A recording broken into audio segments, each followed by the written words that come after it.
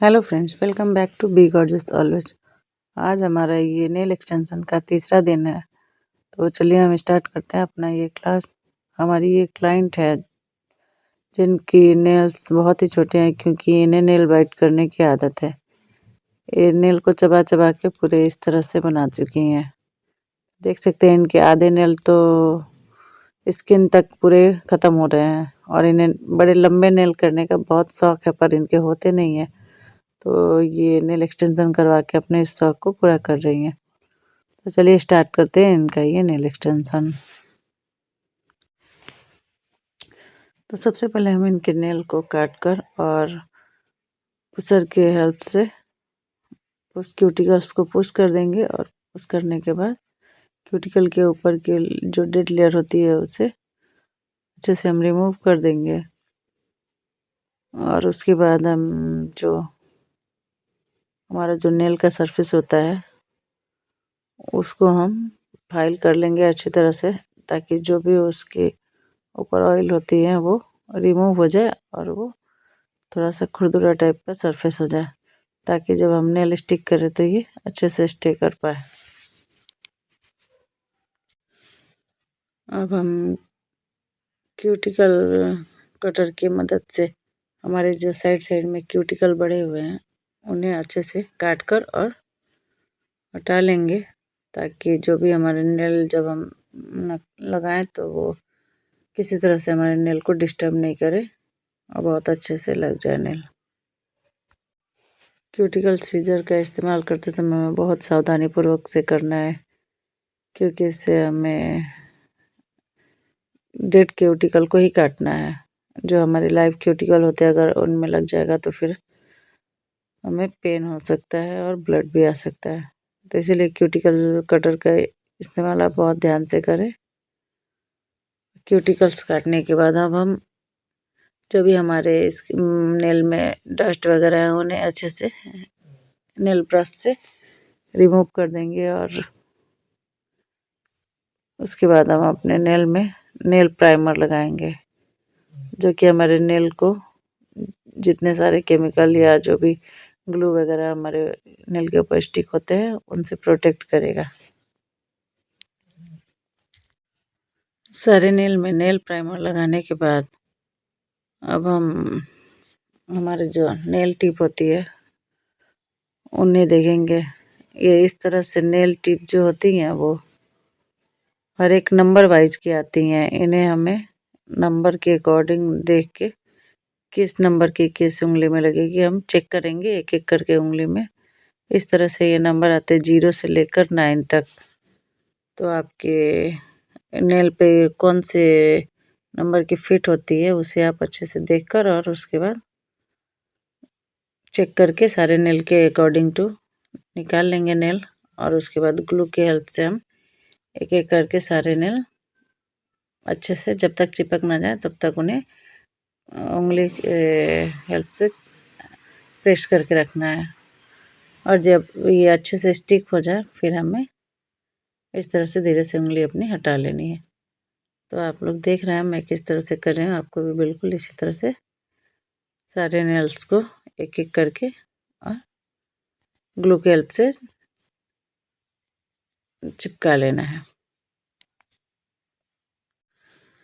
Nail को चिपकाते समय हमें खास ध्यान रखना है कि नेल बिल्कुल ही स्ट्रेट हो और हमारे जो ओरिजिनल नेल है उसी के बराबर में ही चिपके, इधर उधर ना हो, क्योंकि उससे क्या होता है कि फिर हमारे नेल की फिनिशिंग नहीं दिखेंगी और वो लगेंगे कि इस जगह से ऐड किया हुआ है। और अगर एक बराबर से आप मिला के लगाते हैं स्ट्रेट में तो ये बिल्कुल नेचुरल नेल की तरह दिखते हैं।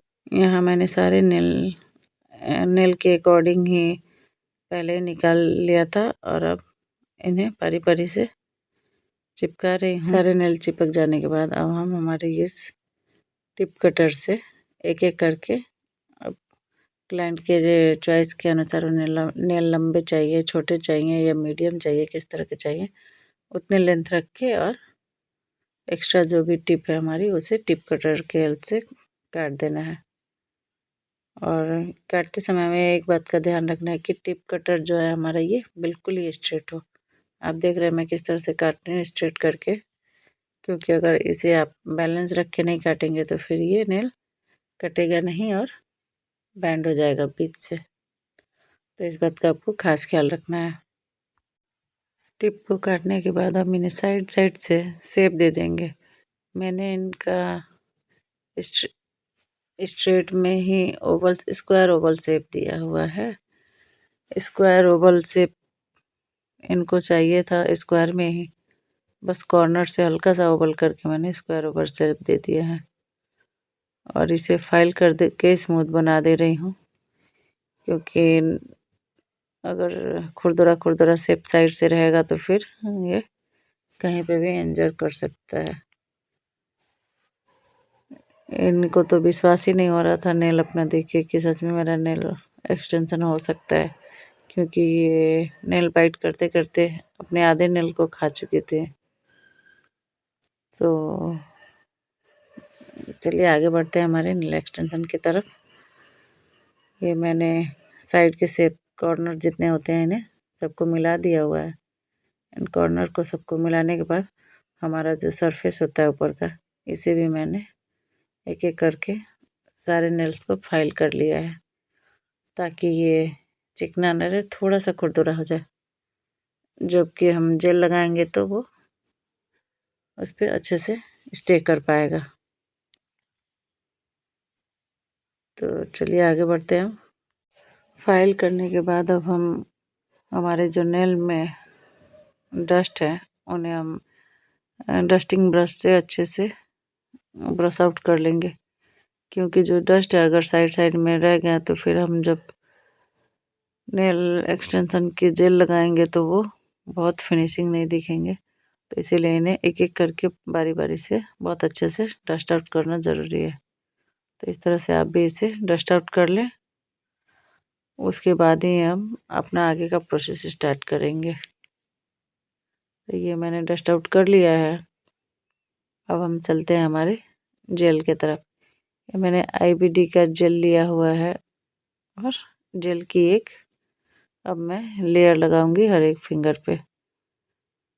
तो ये 4 नंबर का मैंने ब्रश लिया हुआ है और जेल की बहुत ही थोड़ी सी क्वांटिटी लेके पहले हमें पतली सी लेयर बनानी है।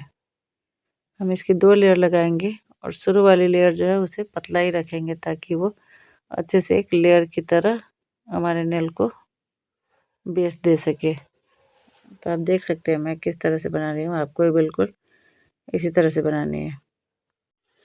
जेल लगाते समय इस बात का ध्यान रखना है कि जेल नेल के बाहर इधर उधर कहीं नहीं लगे, क्योंकि जब हम इसे UV लैम्प में सुखाएंगे तो ये अगर साइड में लगा हुआ है तो वो उसी तरह से सूख जाएगा और फिर वो रिमूव नहीं हो पाएगा। तो इसीलिए आप ध्यान दें कि नेल में जेल लगाते समय अगर इधर उधर कहीं भी फैला हुआ है तो उसे पहले क्लीन कर लें, उसके बाद ही UV लैम्प में सुखाएं। तो मैंने जेल लगाकर और इस तरह से UV लैम्प में 60 सेकेंड के लिए इसे क्योर किया हुआ है। आप भी इसे 60 सेकेंड ही रखें, क्योंकि इसकी टाइमिंग है 60 सेकेंड में ये अच्छे से सेट हो जाता है। और एक लेयर सेट होने के बाद हम इसकी सेकेंड लेयर लगाएंगे। सेकेंड लेयर हम थोड़ी सी थिक लगाएंगे, क्योंकि ये अब हमारा सरफेस रेडी हो चुका है और थोड़े से स्ट्रॉन्ग बनाने के लिए इसे अब थोड़ा सा थिक लेयर लगाएंगे। अब देख रहे हैं मैं किस तरह से लगा रही हूँ, आपको भी बिल्कुल इसी तरह से लगानी है। सेकेंड लेयर लगाने के बाद हम इस लेयर को भी बहुत अच्छे से पहले क्लीन कर लेंगे, इधर उधर जो अनइवन हुआ है या स्किन में लगा हुआ है, उसके बाद ही इसे 60 सेकेंड के लिए क्योर करेंगे। तो यहाँ 60 सेकेंड के लिए मैंने इसे क्योर कर लिया सेकेंड लेयर को भी। आप देख रहे हैं अब ये नेल थोड़ा स्ट्रॉन्ग दिख रहा है और थोड़ा सा इसकी लेयर भी अच्छे से समझ में आ रही है। अब मैंने ये जो नेल एक्सटेंशन का जेल क्योर किया हुआ है तो ये थोड़ा सा स्टिकी होता है, तो इसे क्लीन करने के लिए यहाँ हमारा जेल का लिक्विड डिहाइड्रेटर आता है, तो इसी से हम इसे क्लीन करेंगे। ये जो हमारी क्लाइंट है ये अपना नेल एक्सटेंशन का डिज़ाइन लेकर आई हुई हैं और ये कुछ इस तरह से है, ये आप पिक्चर देख सकते हैं और मैं इसी के अकॉर्डिंग इनका नेल एक्सटेंशन करूँगी। तो सबसे पहले इसमें वर्क जो है वो 3 ही फिंगर में है, बाकी इंडेक्स फिंगर और थंब में हमारा प्लेन ही ब्लैक कलर है, तो उसे हम लास्ट में अप्लाई करेंगे। और सबसे पहले इन तीनों में, एक में न्यूड ब्लैक और 2 में पीच कलर मैं अप्लाई करूँगी और उसे क्योर करूँगी। इसे क्योर करने के बाद अब जो हमारा न्यूड ब्लैक कलर है उस पर हम इस तरह से लेपर्ड प्रिंट का डिज़ाइन बनाएंगे जो कि हमारे पिक्चर में भी था। और इस डिज़ाइन को भी क्योर करके और इसी के ऊपर हम छोटे छोटे ग्लिटर के सेक्शन लगाएंगे ताकि यह थोड़ा सिमरी भी हो जाए। इसके बाद हम ग्लिटर वाले डिज़ाइन को कंप्लीट करने के बाद बगल वाले उंगली में फ्रेंच टिप बनाएंगे ट्रायंगल में और इस ट्रायंगल को ग्लिटर की लाइनिंग देकर और ऐसे मिक्स एंड मैच करेंगे। उसके बाद हम हमारे रिंग फिंगर में जो कि टिप बना हुआ है, ये लेपर्ड प्रिंट वाले ही डिज़ाइन को हाफ टिप में केवल ऊपर की तरफ लेपर्ड प्रिंट का डिज़ाइन बनाकर और उसी में ग्लिटर अटैच करके और इस डिज़ाइन को भी कंप्लीट करेंगे। उसके बाद हमारे जो 2 नेल बचे हुए हैं उन्हें भी हम प्लेन ब्लैक कलर लगाकर और उन्हें भी कंप्लीट करेंगे।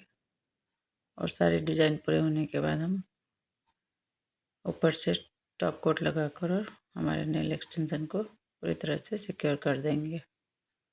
ये हमारा नेल आर्ट कंप्लीट हो गया और हमारा नेल एक्सटेंशन भी कंप्लीट हो गया। तो चलिए हम देखते हैं हमारा ये फाइनल रिजल्ट रहा। तो फ्रेंड्स, कैसा लगा आप लोग को ये वीडियो, प्लीज़ बताइएगा ज़रूर। और अगर इसी तरह की और भी वीडियो आपको आगे देखनी हो तो वीडियो को लाइक करिएगा और चैनल को सब्सक्राइब ज़रूर करिएगा। वीडियो देखने के लिए थैंक यू सो मच।